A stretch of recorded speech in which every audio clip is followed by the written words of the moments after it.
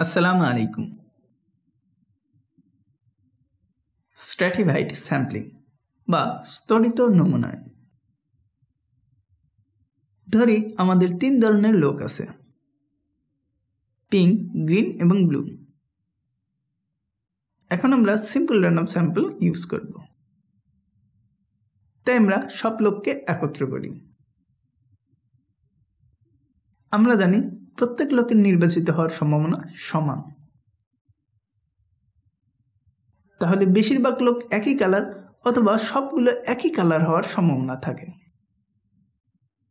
যা bias.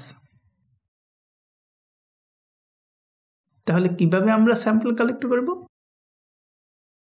Sample collect করার জন্য প্রথমেই আমরা তাদের বৈশিষ্ট্য অনুযায়ী আলাদা গ্রুপ করব। এই সব গ্রুপকে একত্রে বলে স্ট্র্যাটা এবং প্রত্যেক গ্রুপকে বলে স্ট্র্যাটাম। এখন আমরা প্রত্যেক গ্রুপে সিম্পল র্যান্ডম স্যাম্পলিং ইউজ করে নমুনা সংগ্রহ করব। এই প্রসেসকেই বলে স্ট্র্যাটিফাইড স্যাম্পলিং বা স্তরিত নমুনায়ন। ভিডিওটি দেখার জন্য ধন্যবাদ।